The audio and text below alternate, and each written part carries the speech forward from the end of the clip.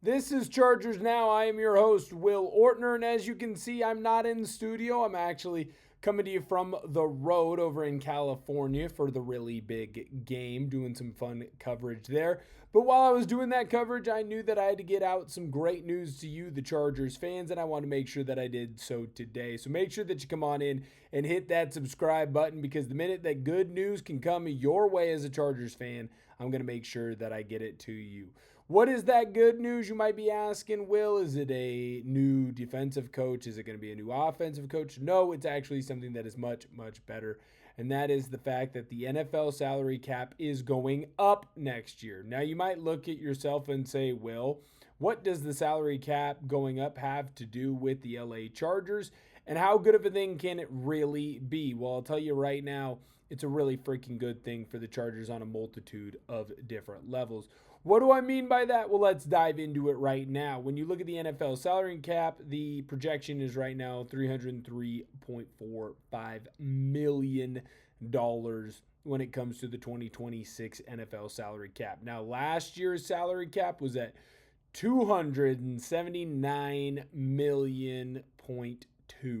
So essentially, it has gone up by about, again, bad at math, but it's going to go up by over $20 million. And that's a very big deal, not just because it could be one good player joining the Chargers. It could also be a multitude of very decent players joining the Chargers, having a lot more depth, especially on the offensive line, which of course we saw was a problem in LA.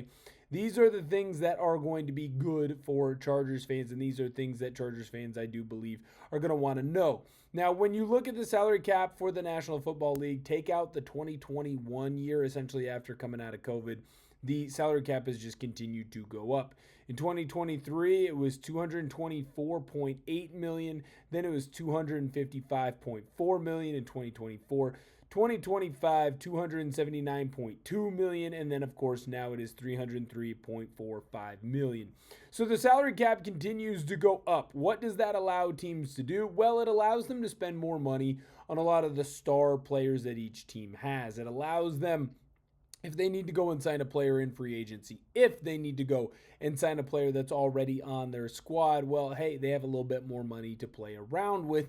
That won't completely hamstring you as a franchise. It's why you see a lot of franchises go out, look at a player, hey, that guy's going to be a future star. Let's pay them right now, because if those organizations do that, well, it's going to save them a lot more money on the back end. And I do think that that is very important. When I look at this Chargers team, you are already going to be a team that had a lot of money to spend, but of course there is a lot of free agency players, so we're going to dive into how much salary cap the Chargers have compared to the rest of the league here in just a moment, but we're also going to be looking at the players that the Chargers need to re-sign. Again, this is why you subscribe to the channel. As soon as there's news coming out, we're going to tell you why it's good for your team, and we're also going to dive into the different details that you need to know. Now, when it comes to the NFL teams with the most salary cap space, the Chargers are third right now in the National Football League. It goes Tennessee Titans at $99 million, Las Vegas Raiders at $87.8 million, Chargers at $87.2 million, Jets at $82.7 million, and then the Seattle Seahawks at $75.6 million. Why is that important? Well, when you go down the list, three of the teams that are in the top five are not very good.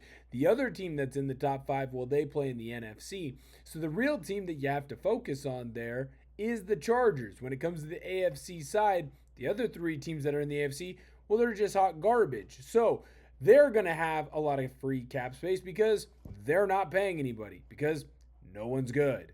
Chargers, very good team. Very good offensive coordinator. Defensive coordinator, I believe, can step in and take up right where Jesse Minter left off. You got a good quarterback.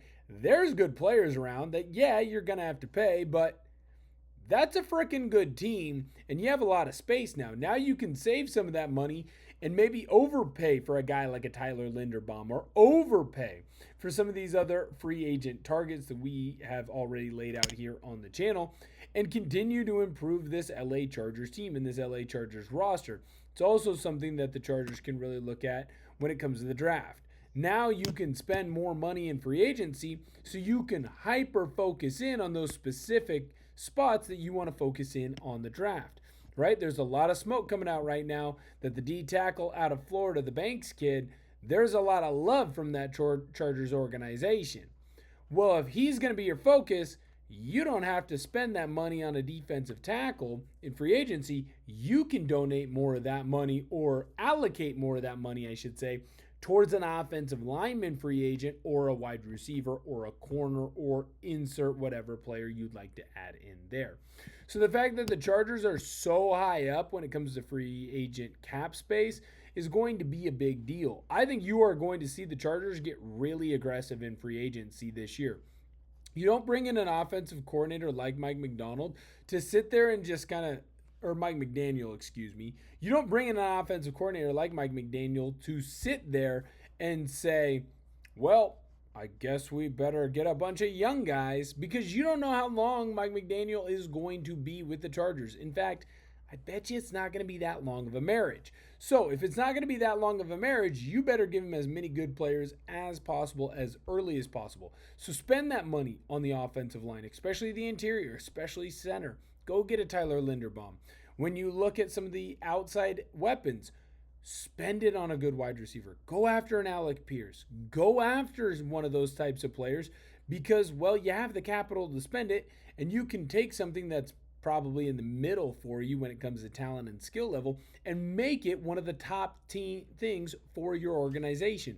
So when I look at this Chargers team, there's a ton of free agent space here that you can go out and spend.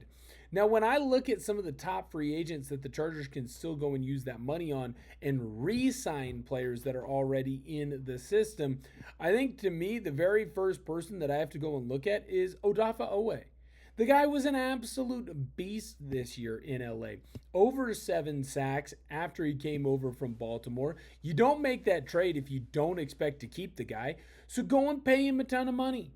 Give him give him no discount. Give him the ultimate deal to come back to this team, because you don't have to lowball him. You don't have to go cheap on it, because, well, you got the cap space to freaking spend it, right?